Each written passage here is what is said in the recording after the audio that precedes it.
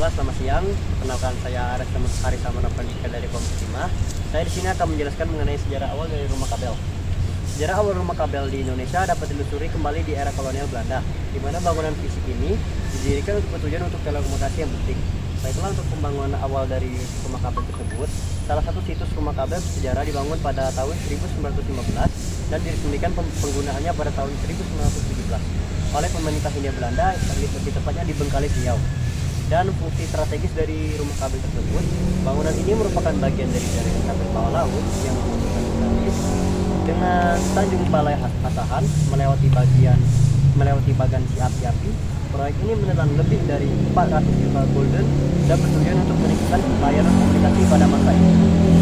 Dan untuk kondisi rumah kabel di tempat tersebut, sayangnya situs bersejarah ini sudah terbengkalai dan tidak lagi terawat. Sebagian isinya telah hilang atau dicuri, dan pembangunannya dipenuhi oleh lumut meskipun strukturnya masih kokoh. Baiklah, sekian.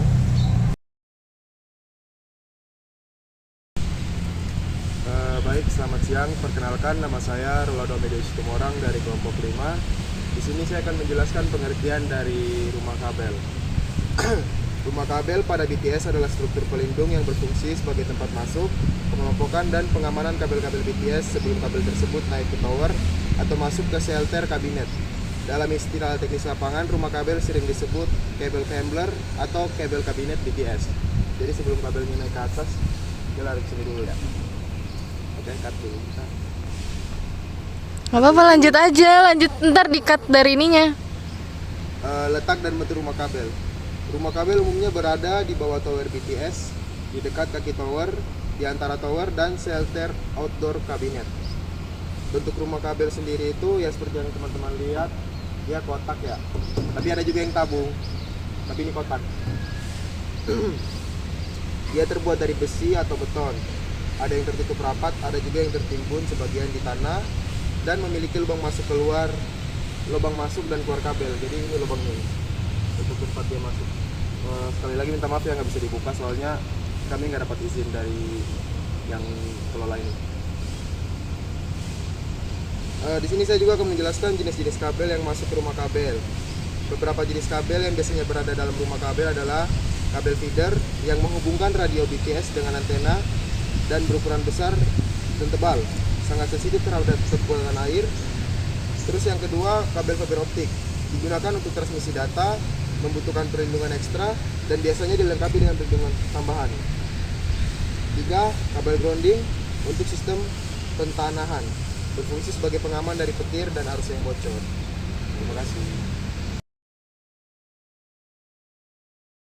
Perkenalkan, nama saya Linda Rizkia Kosasi dari kelompok 5. Di sini saya akan memberitahu kalian semua tentang fungsi dari kabel rumah yang ada di pinggir saya ini. Yang pertama yaitu perlindungan kabel, yaitu melindungi kabel dari cuaca seperti hujan, panas, debu, dan juga kelembapan, dan juga mencegah kerusakan fisik akibat tekanan tanah dan juga benturan. Yang kedua yaitu untuk memanajemen dan kerapian kabel, yaitu untuk mengatur jalur kabel agar tidak semrawut dan juga memudahkan teknisi saat instalasi dan juga perawatan. Yang ketiga yaitu untuk keamanan sistem BTS, mencegah kabel mudah dipotong ataupun juga dirusak, dan juga mengurangi risiko gangguan dari jaringan. Lalu yang terakhir yaitu perawatan dan troubleshooting, yaitu memudahkan pengecekan kabel dan juga mempercepat perbaikan jika terjadi gangguan. Selamat siang, perkenalkan nama saya Muhammad Saif Maulana Yusuf Rizkullah. Saya dari kelompok 5. Baik, di sini saya akan menjelaskan bagaimana cara kerjanya rumah kabel ini. Nah, rumah kabel ini bisa juga disebut sebagai gardu distribusi kecil. Berfungsi untuk menurunkan tegangan dan mendistribusikan arus listrik ke area tertentu. Nah, yang pertama, masuknya arus listrik. Arus listrik datang dari gardu distribusi besar melalui kabel utama dengan tegangan yang tinggi. Kabel ini masuk ke rumah kabel dan terhubung ke trafo penurun tegangan. Yang kedua, ada penurunan tegangan.